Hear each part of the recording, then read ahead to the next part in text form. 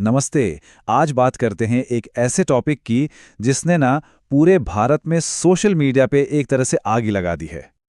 जी हाँ, हैशटैग धारा 30 को हटाना। ये हैशटैग इस समय इंटरनेट पर आप कह सकते हैं छाया हुआ है। हर कोई इसके बारे में बात कर रहा है, पर सवाल ये है कि क्यों? आखिर ऐसा क्या है इस एक लाइन में कि इतनी बड़ी बहस छिड़ गई है? तो चलिए समझते हैं कि आखिर ये आर्टिकल 30 है क्या और इसे लेकर इतना हंगामा बरपा क्यों है। आइए इस हैशटैग के पीछे की पूरी कहानी, इसका इतिहास और इसके पीछे के जो तर्क हैं उनकी गहराई में उतरते हैं। देखिए, इस पूरी बहस को अगर सही मायनों में समझना है ना, तो सबसे पहले हमें इसकी जड़ को पकड़ना होगा। मतलब ये जानना होगा कि ये धारा, ये आर्टिकल असल में कहता क्या है। तो देखिए, बहुत ही आसान शब्दों में अगर समझें तो भारतीय संविधान का आर्टिकल 30 भाषाई और धार्मिक अल्पसंख्यकों को, मतलब लिंग्विस्टिक और रिलीजियस माइनॉरिटीज को अपने स्कूल कॉलेज खोलने और उन्हें चलाने का एक स्पेशल राइट, एक विशेष अधिकार देता है। इसका मतलब क्या हुआ? इसका मतलब ये हुआ कि वो अपने इंस्टीट्यूशंस की पॉलिसीज, एडमिशन का प्रोसेस और मैनेजमेंट सब कुछ अपने हिसाब से तय कर सकते हैं। और सच कहूं तो यही इस पूरी बहस का सेंटर पॉइंट है। ठीक है, तो अब हम ये तो जान गए कि ये आर्टिकल है क्या।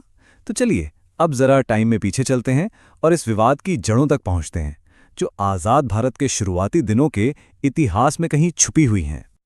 और इतिहास में हमें मिलता है ये एक बहुत ही पावरफुल बयान जो सरदार पटेल का माना जाता है। मेरे जीते जी मैं भारतीय संविधान के अंदर कभी भी धारा 30 को नहीं जुड़ने दूंगा। आप सोचिए, ये लाइन अपने आप में दिखाती है कि संविधान बनते समय इस मुद्दे पर कितने गहरे मतभेद थे और वो इसके कितने ज्यादा खिलाफ थे। और सुनिए, ये कोई छोटी मोटी असहमति नहीं थी, नहीं। ये भारत के दो सबसे बड़े नेताओं के बीच एक, आप कह सकते हैं, एक वैचारिक टकराव था। एक तरफ थे सरदार पटेल, जो इसका जोरदार विरोध कर रहे थे, और दूसरी तरफ थे पंडित नेहरू, जो इसे संविधान में शामिल करने के फेवर में थे। और सबसे इंटरेस्टिंग बात क्या है पता है? ये आर्टिकल संविधान का हिस्सा बना सरदार पटेल के निधन के बाद। तो सवाल ये उठता है कि ये जो ऐतिहासिक लड़ाई थी, ये आज के सोशल मीडिया ट्रेंड को कैसे हवा दे रही है?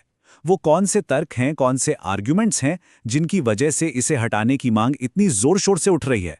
चलिए जानते हैं। देखिए, इसे हटाने की जो मांग हो रही है ना, उसके पीछे जो मेन आर्ग्यूमेंट है वो है भेदभाव का आरोप। जो लोग इसे हटाने की मांग कर रहे हैं उनका मानना है कि ये आर्टिकल एक तरह का असंतुलन, एक इम्बैलेंस पैदा करता है। उनका तर्क ये है कि जहां मेजॉरिटी कम्युनिटी के इंस्टीट्यूशंस पर सरकार के कई नियम, जैसे कि राइट टू एजुकेशन यानी आरटीई कानून लागू होते हैं, वहीं माइनॉरिटी इंस्टीट्यूशंस को इनसे छूट मिली हुई है। और इसी को वो एक अन्याय की तरह देखते हैं जिसे ठीक करने की जरूरत है, सिर्फ आज के लिए नहीं बल्कि आने वाले भविष्य के लिए भी। तो इन सबके बीच जाहिर है सबसे बड़ा सवाल यही उठता है कि इस पूरी बहस का फ्यूचर क्या है, मतलब आगे क्या हो सकता है। ऐसी अटकलें लगाई जा रही हैं, ऐसी बातें हो रही हैं कि आर्टिकल 30 को हटाने या इसमें कुछ बदलाव करने के लिए पार्लियामेंट में एक नया बिल लाया जा सकता है। अब देखिए, ये अभी सिर्फ एक संभावना है, एक पॉसिबिलिटी है, लेकिन ये इस बहस की गंभीरता को जरूर दिखाता है। ये बताता है कि ये मुद्दा अब सिर्फ सोशल मीडिया तक ही सीमित नहीं रहा है। और ये सब कुछ हमें इस पूरे विश्लेषण के सबसे बड़े और शायद सबसे मुश्किल सवाल पर लाकर खड़ा कर देता है। क्या आर्टिकल 30 को हटा देना चाहिए या इसे संविधान का हिस्सा बने रहना चाहिए? देखिए, ये एक ऐसा सवाल है जिसके बहुत गहरे ऐतिहासिक और सामाजिक मायने हैं।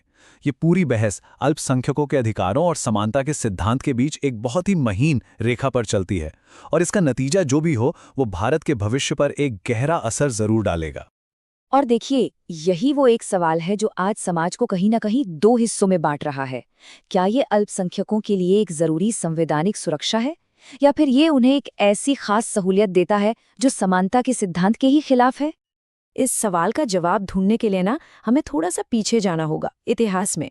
ये समझना होगा कि जब संविधान बन रहा था तो इसे बनाने वालों ने इस अनुच्छेद को शामिल ही क्यों किया था, उनका असल मकसद क्या था। तो अगर संविधान की भाषा में देखें तो अनुच्छेद 30 कहता है कि धर्म या भाषा के आधार पर जो भी अल्पसंख्यक हैं वो अपनी पसंद के शिक्षण संस्थान, मतलब स्कूल कॉलेज, बना सकते हैं और उन्हें चला भी सकते हैं। बिल्कुल सीधा और साफ। इसके पीछे के 3 मुख्य लक्ष्य थे जो यहाँ साफ दिख रहे हैं। पहला, अल्पसंख्यकों को अपने स्कूल कॉलेज खोलने की ताकत देना। दूसरा, उन्हें अपनी भाषा और संस्कृति को बचाने में मदद करना। और तीसरा, ये पक्का करना कि जब सरकार मदद दे तो उनके साथ कोई भेदभाव ना हो।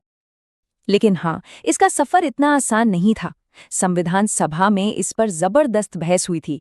कहते हैं कि एक तरफ पंडित नेहरू इसके पुरजोर समर्थन में थे तो वहीं सरदार पटेल जैसे बड़े नेता इसके विरोध में थे।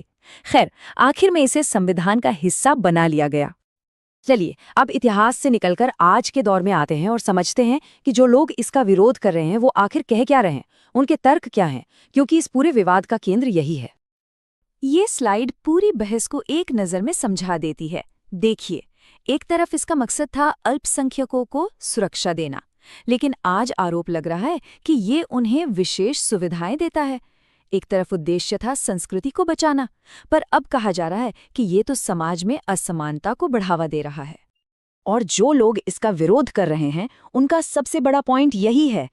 उनका मानना है कि जब हमारा संविधान हर नागरिक को बराबरी का हक देता है तो फिर शिक्षा जैसे जरूरी मैदान में किसी एक वर्ग को खास अधिकार क्यों मिलने चाहिए।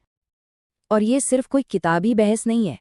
ये लड़ाई आज अदालतों के कमरों से लेकर हमारे सोशल मीडिया की दीवारों तक हर जगह लड़ी जा रही है। तो सबसे पहले बात करते हैं कानूनी मोर्चे की। यहाँ अदालतों में इस बात पर जोरदार बहस चल रही है कि अनुच्छेद 30 की सीमाएं क्या हैं और इसका सही मतलब क्या होना चाहिए। दो बड़े मामले इस समय बहुत चर्चा में हैं। बॉम्बे हाई कोर्ट में सवाल उठा कि क्या अल्पसंख्यक संस्थानों को आरक्षण के नियमों से पूरी छूट मिलनी चाहिए, और उधर सुप्रीम कोर्ट में ये तय हो रहा है कि अलीगढ़ मुस्लिम यूनिवर्सिटी जैसे बड़े संस्थानों का अल्पसंख्यक दर्जा क्या है। सोचिए, सुप्रीम कोर्ट का जो भी फैसला आएगा उसका असर पूरे देश पर पड़ेगा। तो अदालतों से निकलकर अब उस जगह चलते हैं जहां आम लोग इस पर अपनी राय रख रहे हैं, और वो जगह है सोशल मीडिया। यहाँ #धारा 30 हटाओ जैसे हैशटैग लगातार ट्रेंड कर रहे हैं और लोग खुलकर इसे हटाने की मांग कर रहे हैं। ये मांग सीधी सरकार और प्रधानमंत्री से की जा रही है कि इस कानून को बदलने के लिए संसद में एक नया बिल लाया जाए। तो ये पूरा विश्लेषण हमें एक बहुत ही बुनियादी टकराव पर ले आता है, एक ऐसी दुविधा जो इस पूरे मुद्दे के दिल में है। ये स्लाइड कह सकते हैं कि पूरी बहस का निचोड़ है। एक तरफ है विविधता का सिद्धांत, जो कहता है कि भारत जैसे देश में जहां इतनी अलग अलग संस्कृतियां हैं, उन्हें बचाने के लिए कुछ खास अधिकारों की जरूरत है। और दूसरी तरफ है समानता का सिद्धांत, जो कहता है कि नहीं, कानून और अधिकार तो सभी नागरिकों के लिए एक जैसे होने चाहिए। और हाँ, कई संवैधानिक एक्सपर्ट्स ये भी मानते हैं कि ये अधिकार भारत के बहुलवादी समाज यानी इसकी जो डाइवर्सिटी है उसे बनाए रखने के लिए जरूरी हैं, और यही डाइवर्सिटी तो हमारे देश की सबसे बड़ी ताकतों में से एक है।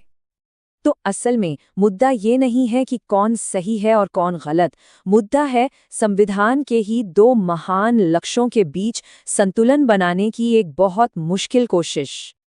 और ये बहस हमें इसी एक बहुत बड़े सवाल पर लाकर छोड़ देती है कि एक देश के तौर पर अल्पसंख्यकों के अधिकारों की रक्षा करने और साथ ही साथ सभी नागरिकों के लिए बराबरी सुनिश्चित करने के बीच वो सही संतुलन कैसे पाया जा सकता है। ये एक ऐसी चुनौती है जिसका जवाब हम सबको मिलकर खोजना होगा।